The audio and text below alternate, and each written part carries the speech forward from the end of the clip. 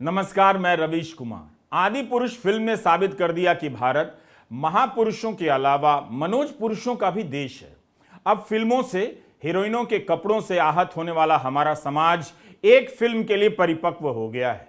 ऐसा नहीं कि इस फिल्म से आहत नहीं हुआ है, लेकिन आहत होने के नाम पर फिल्म के पोस्टर नहीं फाड़ रहा। छिटपुट घटनाओं और बयानों को छोड़ दीजिए तो व्यापक तौर पर लोग ऐतराज ही जता रहे हैं। निर्देशक और संवाद लेखक के घर पर हमला नहीं कर रहे। फिल्म आज भी सिनेमा हॉल में बिना पुलिस सुरक्षा के चल रही है। फिल्म बहुत ही खराब है, फिर भी लोग देखने जा रहे हैं, यह अच्छी बात है। इस देश में हिंदुओं की रक्षा करने के लिए बहुत सारी हिंदू सेनाएं बन गई हैं। इन सभी सेनाओं ने भी संयम का परिचय दिया है। वो जान गई हैं कि जब तक कोई मनोज फिल्म बना रहा है, धर्म को खतरा नहीं है। खतरा तभी है जब कोई अफरोज बनाएगा। गनीमत है कि संवाद किसी अफरोज ने नहीं लिखा, वरना गोदी मीडिया और धर्म रक्षक दल आग उगल रहे होते और निर्देशक गिरफ्तार हो गए होते।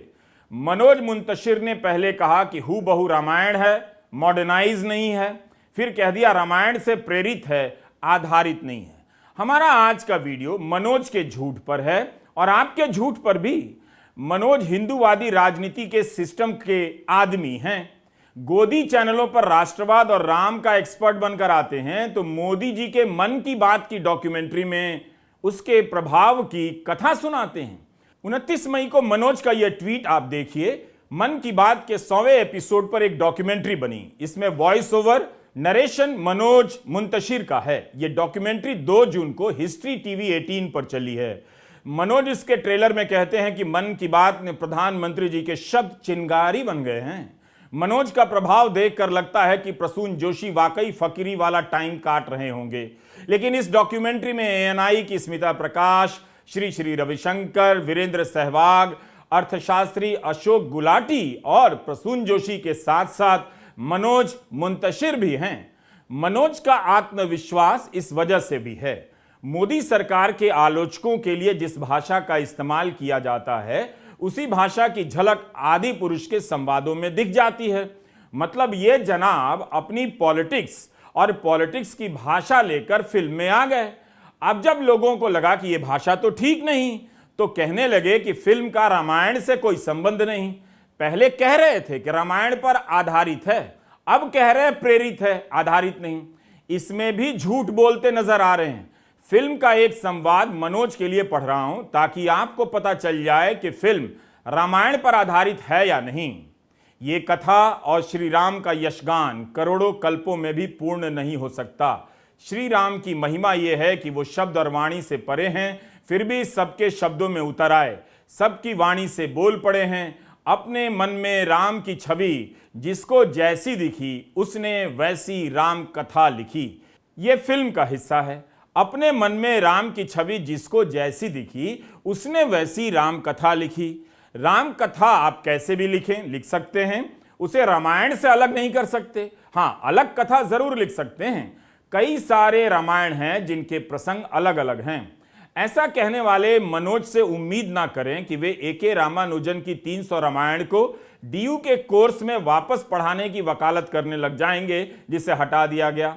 हमारा सवाल है कि फिल्म में साफ साफ कहा जा रहा है कि राम कथा का ही एक रूप है। मनोज ने भी पहले कहा हू बहु रामायण है, फिर क्यों पलट गए कि रामायण से प्रेरित है। मनोज इतना झूठ कैसे बोल सकते हैं। 12 जून को मनोज मुंतशिर का ट्वीट है कि आज सुबह हरियाणा के लोकप्रिय मुख्यमंत्री श्री मनोहर लाल खट्टर जी से मिला, उन्हें आदि पुरुष की एक झलक दिखाई, फिल्म के लिए शुभकामनाएं ली और चल पड़ा देवभूमि उत्तराखंड। देहरादून में उत्तराखंड के प्रगतिशील मुख्यमंत्री श्री पुष्कर धामी जी से मिलना सुखद रहा। जय श्री राम गीत से वो प्रभावित हुए, फिल्म को पूर्ण समर्थन और सहयोग देने का आश्वासन दिया। हरियाणा के मुख्यमंत्री ट्वीट करते हैं कि रामायण पर आधारित फिल्म #आदि पुरुष की एक झलक देखने को मिली। मर्यादा पुरुषोत्तम श्री राम जी के आदर्शों को दर्शाती इस फिल्म की सफलता हेतु अग्रिम शुभकामनाएं। उत्तराखंड के मुख्यमंत्री पुष्कर धामी ट्वीट करते हैं कि आज सचिवालय में प्रसिद्ध गीतकार श्री मनोज मुंतशिर जी ने भेंट कर मर्यादा पुरुषोत्तम भगवान श्री राम के जीवन पर आधारित आगामी फिल्म आदि पुरुष के विषय में चर्चा की। फिल्म के निर्माता निर्देशक समेत पूरी टीम को आदि पुरुष की सफलता हेतु अनंत शुभकामनाएं। महाराष्ट्र के उप मुख्यमंत्री देवेंद्र फडणवीस भी ट्रेलर देखते हुए अपनी तस्वीर ट्वीट करते हैं और लिखते हैं कि आदि पुरुष मर्यादा पुरुषोत्तम श्री राम के जीवन पर आधारित है। तो दो मुख्यमंत्री और एक उप मुख्यमंत्री अपने ट्वीट में लिखते हैं कि फिल्म रामायण पर आधारित है, मर्यादा पुरुषोत्तम भगवान श्री राम के जीवन पर आधारित है, और मनोज मुंतशिर कहते हैं रामायण पर आधारित नहीं है, प्रेरित है। क्या मनोज ने मुख्यमंत्रियों को गुमराह कर दिया? मुख्यमंत्रियों को बताना चाहिए कि वे मनोज की फिल्म का प्रचार क्यों कर रहे थे। इसका एक जवाब तो नजर आता है कि मनोज उनकी राजनीति के सिस्टम के आदमी हैं, इसलिए मुख्यमंत्री उनसे मिल रहे हैं और फिल्म को लेकर ट्वीट कर रहे हैं। अब आपको संदेह नहीं होना चाहिए कि क्यों हिंदू रक्षक दल चुप हैं। साधु संत टीवी पर आकर आस्था के नाम पर आग बबूला क्यों नहीं हो रहे हैं? ना सेंसर बोर्ड से कुछ पूछ रहे हैं, ना मुख्यमंत्रियों से। लगता है कि उन्हें झूठी खबरों पर ही उबलने की अब आदत पड़ चुकी है, जैसे कि न्यूज लॉन्ड्री के अनमोल प्रीतम की इस शानदार रिपोर्ट ने पर्दाफाश कर दिया है। एक स्थानीय पत्रकार अनिल आसवान ने फर्जी खबर लिख दी और अपनी हेडलाइन में लव जिहाद और हिंदू संगठनों में आया उबाल जोड़ दिया। यहां तक कि एक फर्जी शिकायत पत्र खुद दायर करने की कोशिश कर रहे थे, जिसमें जितेंद्र सैनी का नाम हटाकर सिर्फ उबैद खान का नाम लिखा था। उसके बाद हिंदू संगठनों में उबाल आ गया। हम पूरी रिपोर्ट यहां नहीं बताएंगे। जिस तरह आप खराब फिल्म देखने के लिए गए हैं, उसी तरह इस बेहतरीन रिपोर्ट को देखने के लिए आप न्यूज लॉन्ड्री की वेबसाइट पर जाइए और इस शानदार रिपोर्ट को पढ़िए। झूठी खबर पर अफवाह फैल गई और भाजपा, बजरंग दल, विश्व हिंदू परिषद सबके नेता पहुंच गए, लव जिहाद करने लग गए। इस फिल्म ने भाजपा और हिंदू रक्षक दलों के समूह के दोहरेपन को उजागर कर दिया है। उन्हें देवी देवताओं की भाषा से ऐतराज है, लेकिन राजनीति के स्तर पर घर घर में बोली जाने वाली हर आलोचना के जवाब में ऐसी ही भाषा का इस्तेमाल होता है, उससे ऐतराज नहीं है। यह उन मुख्यमंत्रियों के नाम है जिन्होंने फिल्म को आशीर्वाद दिया है और फिल्म के आखिर में बताया गया है सभी भाजपा के हैं। नाम पढ़ने में दिक्कत है तो आप ये फोटो देख लीजिए। मनोज केवल मोदी जी के निकट नहीं, मोहन जी के भी निकट हैं। मोदी जी के साथ यह तस्वीर 31 मार्च 2023 की है। इसके बारे में मनोज ने लिखा है कि एक युग पुरुष के साथ गुजरे 45 मिनट, वो भी बिना किसी अपॉइंटमेंट के, जीवन भर याद रहेंगे। आपकी सहजता अद्भुत, अलौकिक और अविस्मरणीय है माननीय नरेंद्र मोदी जी। सोचिए, मोदी जी मनोज से बिना अपॉइंटमेंट के मिलते हैं। वे देश के प्रधानमंत्री हैं और मणिपुर के विधायक, विपक्षी दल और आम लोग उनसे नहीं मिल पा रहे हैं। 1.5 महीने से ज्यादा का समय हो गया वहां हिंसा की चपेट में राज्य को आए हुए। अब ऐसे मनोज के प्रति हिंदू रक्षक दल उबल गए तो खुद उन्हें रक्षा की जरूरत पड़ जाएगी। आस्था के नाम पर ज्यादा आहत हो गए तो खुद खतरे में पड़ जाएंगे। इस फिल्म में योगी जी का भी आशीर्वाद शामिल है। फिल्म से संवाद हटाने के ऐलान के कई घंटे बाद सूचना प्रसारण मंत्री का भी बयान आ गया। अनुराग ठाकुर ने आज कहा कि सेंसर बोर्ड ने विवादित हिस्से पर फैसला ले लिया है और संवाद लिखने का भी बयान आ गया है। किसी की भावनाओं को ठेस पहुंचाने का अधिकार किसी को नहीं।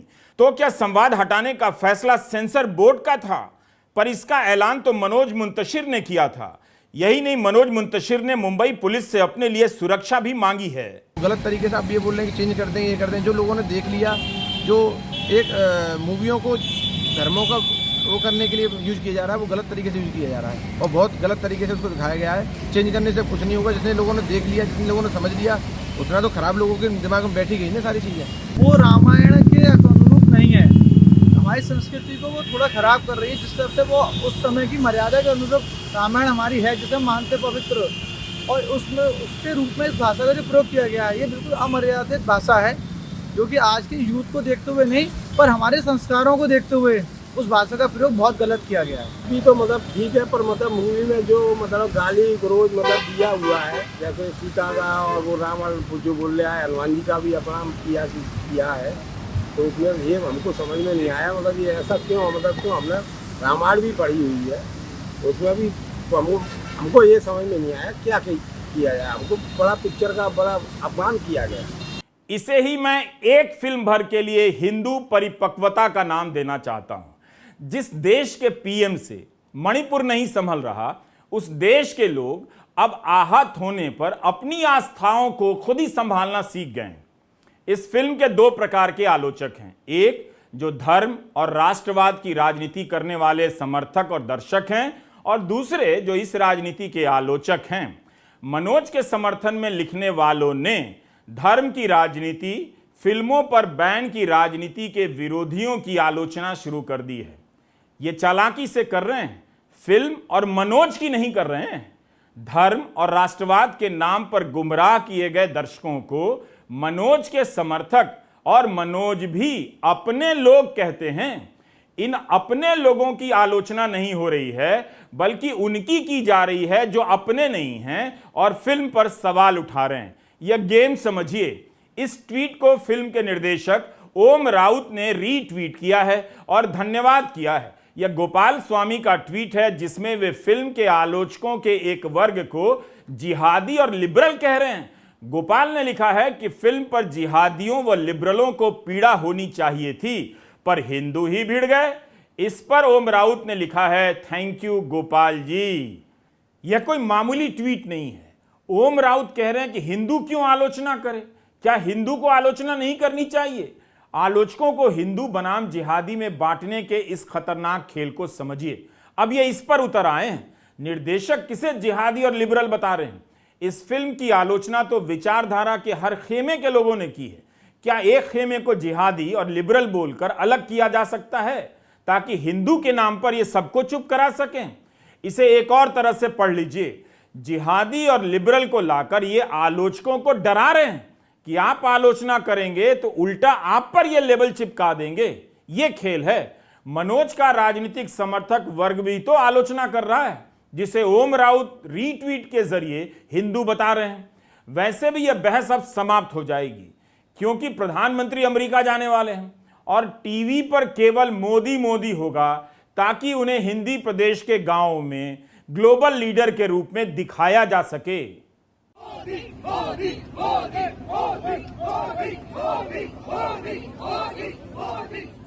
न्यूयॉर्क में 20-50 लोग मोदी मोदी कर रहे हैं। करना ही था तो थोड़ा ज्यादा लोगों को ले आते। न्यूयॉर्क में ही लाखों भारतीय नौकरी करते हैं। इतने कम लोगों को देखकर कोई हंस ना दे कि भारत के लोकप्रिय प्रधानमंत्री के लिए माहौल बनाने यही 10-50 लोग मिले। इनमें बीजेपी के भी कार्यकर्ता हैं। इसी 20 लोगों के वीडियो को लेकर गोदी मीडिया चिल्लाने न लग जाए कि अमेरिका में बज गया मोदी का डंका। इन लोगों को यह सब नहीं करना चाहिए। जब न्यूयॉर्क में रहने वाले भारतीय वहां छुट्टी लेकर हजारों की संख्या में आ जाएं, तब रैली करें और उसका वीडियो बनाकर भारत भिजवाएं। अब टीवी पर केवल अमेरिका का दौरा कवर होगा। आदि पुरुष का कोई विरोध भी करेगा तो कवर नहीं होगा, और जब कवरेज ही नहीं होगा तो विरोध क्यों करेगा? अमेरिका पहुंचने दीजिए। इस फिल्म को लेकर बैकफुट पर जितने भी अंकिल लोग हैं, अंकिल देखिएगा उस समय हाउसिंग सोसाइटी के व्हाट्सएप ग्रुप में कैसे उत्पात मचाएंगे कि मोदी ये हैं, मोदी वो हैं। आदि पुरुष छोड़ो, असली पुरुष आ गए हैं। कुछ ही महीने पहले की बात थी जब दीपिका की बिकिनी के रंग से आस्थाएं धधक उठी थीं। कुछ सेकंड के लिए बिकिनी के उस रंग से धर्म पर खतरा मंडराने लगा, बवाल मच गया। आपने परिपक्वता नोटिस नहीं की। किसी ने बिकिनी का विरोध नहीं किया, केवल एक रंग का किया। इस तरह से उस रंग की बिकिनी को छोड़कर बाकी सभी रंगों की बिकिनी ड्रेस कोड का हिस्सा बन गई। उनसे आस्था सुरक्षित हो गई क्या? जो काम पठान के निर्देशक सिद्धार्थ आनंद को करना पड़ा, वो आदि पुरुष के मनोज और ओम राउत को भी करना पड़ेगा। यह दुखद तो है। अगर अन्याय है तो यही अन्याय है। ऐसा नहीं होना चाहिए। हमारी आस्था फिल्मी सीन से खतरे में क्यों पड़ जाती है? इस तरह की खबरों से क्यों नहीं पड़ती कि धर्म और राष्ट्रवाद की राजनीति करने के बाद भी मेरठ में बीजेपी के नेताओं पर कैसे कैसे आरोप लगे? इनके घर के बाहर चरित्रवान हिंदू रक्षक प्रदर्शन क्यों नहीं करते?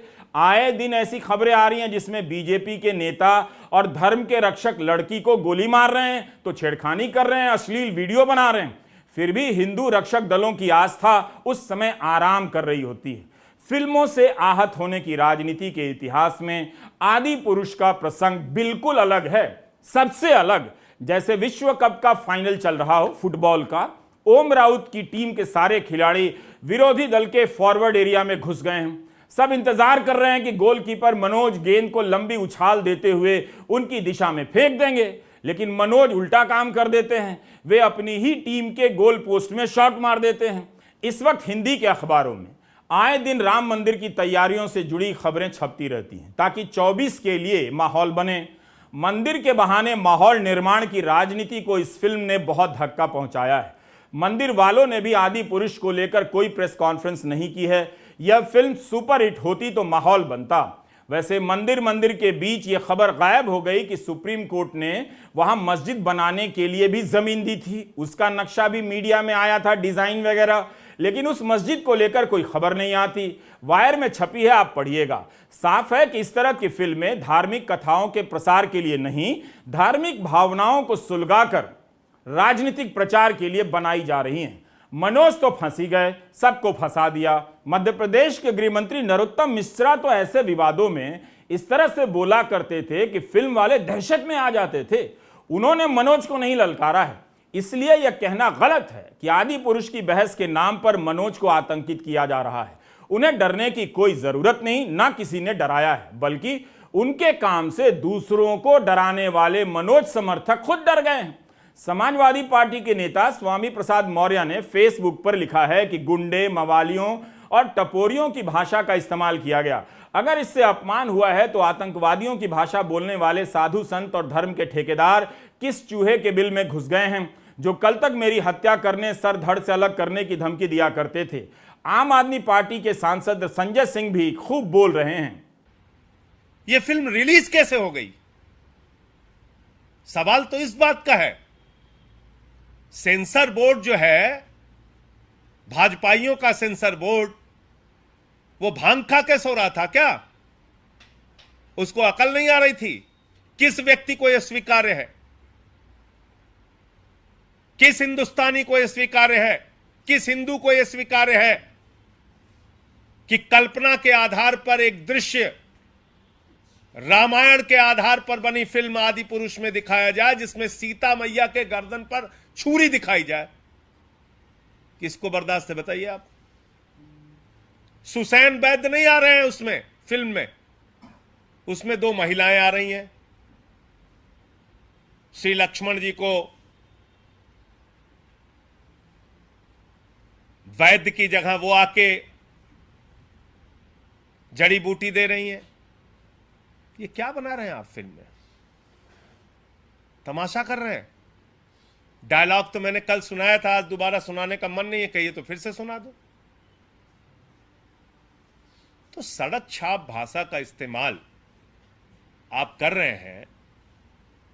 भगवान श्री राम का, भगवान बजरंगबली का, माता सीता का घोर अपमान कर रहे हैं और भाजपाइयों के आशीर्वाद से कर रहे हैं, बीजेपी नेताओं के मिलीभगत से कर रहे हैं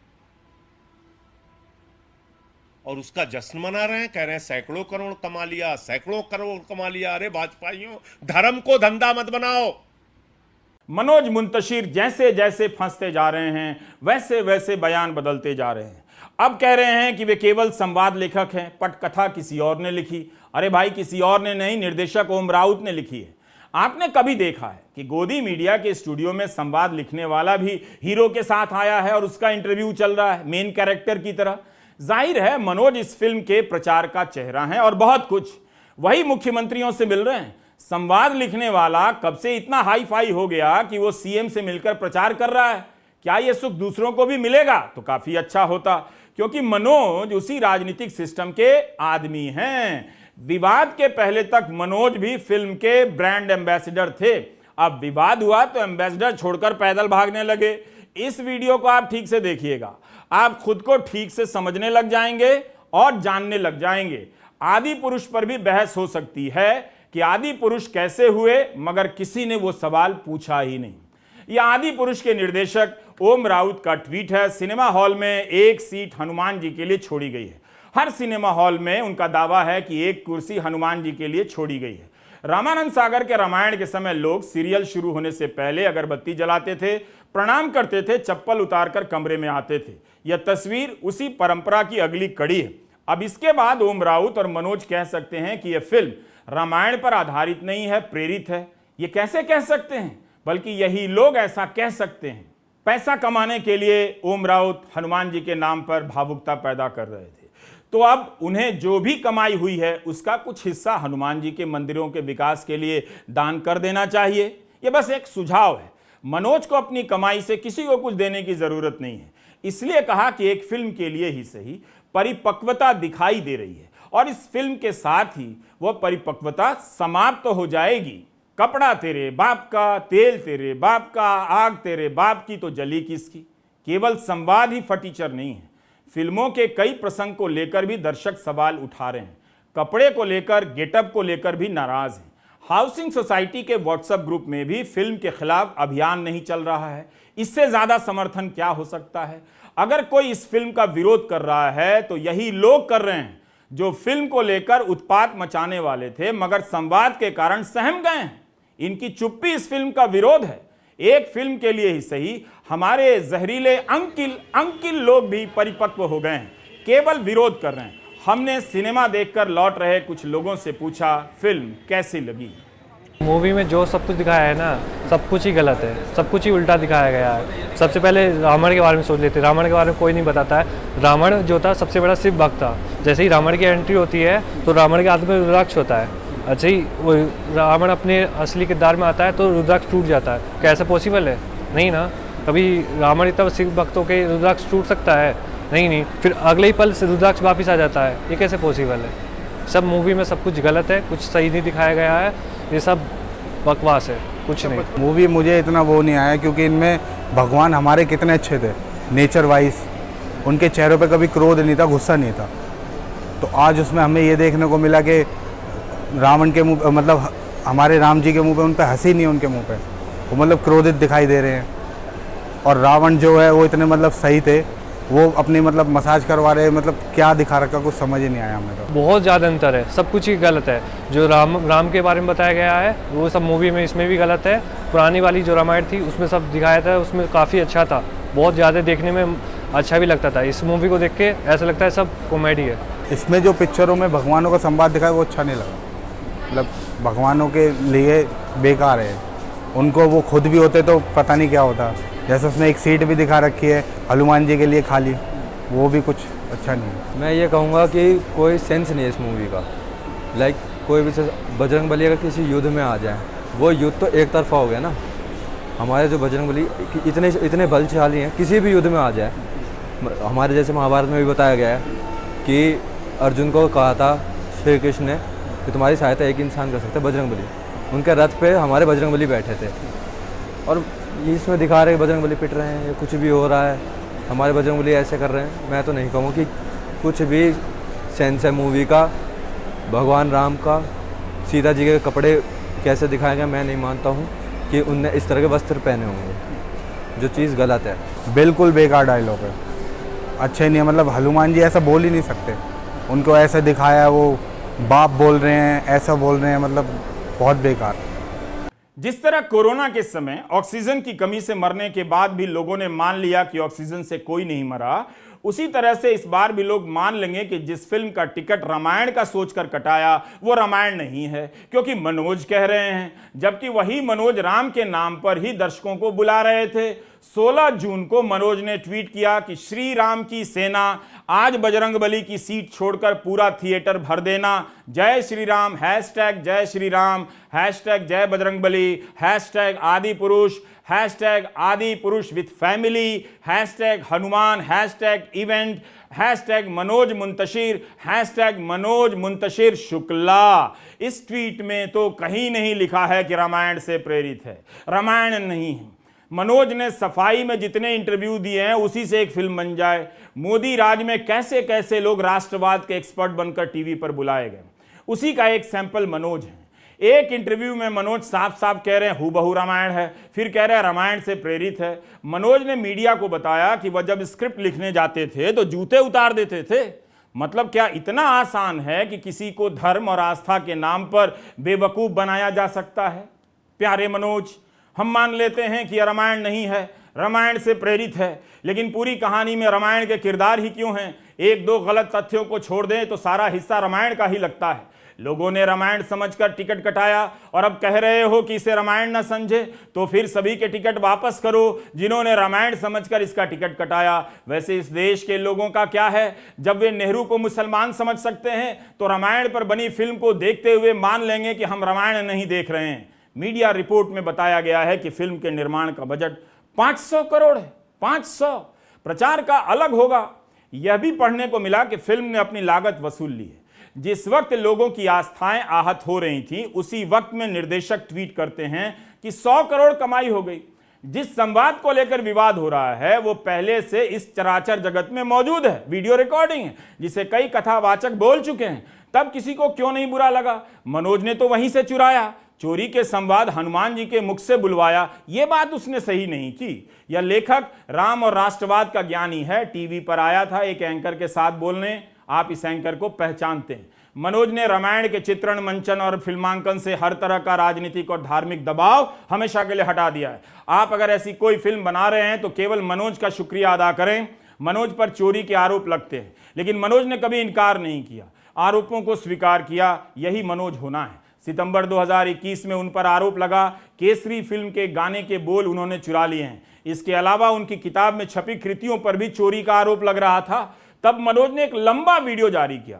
हम उसका इस्तेमाल नहीं कर रहे हैं, लेकिन जो कहा था उसका कुछ हिस्सा पढ़ रहे हैं। आंसुओं को पोंछने हेतु अपने अपने रुमाल निकाल लें। मनोज लिखते हैं, मेरी कोई रचना 100% ओरिजिनल नहीं है। मेरे खिलाफ याचिका दायर करें। मुझे माननीय न्यायालय का हर फैसला मंजूर है। तेरी गलियों का अंतरा मोमिन के एक शेर से इंस्पायर्ड था। तेरे संग यारा की पंक्तियां फिराक गोरखपुरी के एक शेर से आती हैं। मेरा अपना गीत तेरी मिट्टी अनेक भाषाओं में ट्रांसलेट हो चुका है, लेकिन शायद ही कहीं मेरा नाम लिखा गया है। मैं रुकने झुकने वाला नहीं हूं। मैं सिर्फ अपनी मेहनत और कला के दम पर गौरीगंज की पगडंडियों से सफलता के राजपथ तक पहुंचा हूं। पूरी कहानी मोदी जी की लगती है। आगे कहते हैं, मुझे राष्ट्रवादी होने की सजा दी जा रही है। मुझे कलंकित करने वाले एक बार ये तय कर लें, मुझे रोकना आपके लिए असंभव है। मेरा पूरा नाम, लीगल नाम मनोज मुंतशिर शुक्ला है और मुझे अपने पूरे नाम पर गर्व है। उस वीडियो में मनोज ने यह भी कहा कि देखिए, मैं उस दिन का सपना देखता था जब एक लिखने वाला इस देश में बिकने वाला समाचार बन जाए। कितना आत्मविश्वास है, यह अहंकार नहीं है। जिस देश का गोदी मीडिया बिका हुआ हो, उस देश में समाचार बिका हुआ नहीं होगा तो क्या होगा? आज मनोज समाचार तो बन गए हैं, लेकिन वो इस विवाद में अचार भी बनते नजर आ रहे हैं। मनोज ने अपने वीडियो में कहा है कि मेरी कोई रचना 100% ओरिजिनल नहीं है। पूरे भारतवर्ष में 2 ही रचनाएं ओरिजिनल हैं, वाल्मीकि की रामायण और वेद व्यास की महाभारत।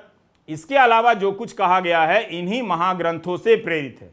लेकिन आदि पुरुष विवाद के बाद मनोज ने ट्विटर पर जो बयान डाला है उसमें तो वे लिख रहे हैं कि रचनाएं उनकी लेखनी से जन्मी हैं। जब कॉपीराइट में पकड़े जाते हैं तो कहते हैं दुनिया में 2 ही रचनाएं ओरिजिनल हैं। जब आदि पुरुष के विवाद में पकड़े जाते हैं तो कहते हैं मेरी लेखनी से ही जन्मी है। यह उसी ट्वीट का हिस्सा है जो पढ़ रहा हूं। मनोज लिखते हैं, क्या आपने जय श्री राम गीत नहीं सुना, शिवो अहम नहीं सुना, राम सिया राम नहीं सुना? आदि पुरुष में सनातन की ये स्तुतियां भी तो मेरी ही लेखनी से जन्मी हैं। तेरी मिट्टी और देश मेरे भी तो मैंने ही लिखा है। मनोज को भ्रम है कि वे सनातन का कोई युद्ध लड़ रहे हैं। अपने ट्वीट में उन्होंने लिखा है कि हम एक दूसरे के विरुद्ध खड़े हो गए तो सनातन हार जाएगा। भाई, यहां सनातन के हारने जीतने का सवाल किधर से आ गया? और अगर कोई युद्ध है तब फिर सनातनियों को यह भी सोचना चाहिए कि इतना बड़ा काम वे मनोज के कंधे पर क्यों डाल रहे हैं। देवभूमि रक्षा आंदोलन के स्वामी दर्शन भारती पर क्यों थोप रहे हैं, जो अफवाह पर लव जिहाद का बवाल पैदा करने लग गए और मुस्लिम दुकानदारों को घर छोड़ना पड़ा।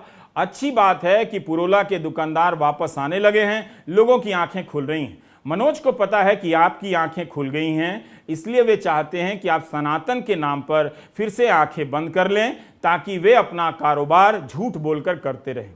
एक त्रुटि सुधार है। 17 जून के एपिसोड में हमने गलती से कह दिया कि 2025 में कैंसर के मरीजों की संख्या 30 करोड़ होने जा रही है। सही संख्या 3 करोड़ है। आदि पुरुष के संवाद और फिल्म को लेकर विवाद चलता रहे जब तक यह बातचीत के स्तर पर है, बहुत ठीक है। नेपाल के कुछ शहरों ने यह फिल्म बैन कर दी है, नेपाल वाले नाराज हो गए कि फिल्म में जानकी का जन्म भारत ने बता दिया है। इससे नाराज होकर सभी हिंदी फिल्मों के प्रसारण पर रोक लगा दी गई है। प्रधानमंत्री को तुरंत ही विदेश मंत्री जयशंकर को काठमांडू रवाना कर देना चाहिए और वहां फिल्में चालू करवानी चाहिए। लगता है कि अगला युद्ध फिल्म को लेकर होने वाला है। आप सभी से अनुरोध है, अपने अपने घर में जितनी भी पुरानी सीडी है, डीवीडी है, सब निकाल लीजिए, युद्ध में काम आएगा। नमस्कार, मैं रविश कुमार।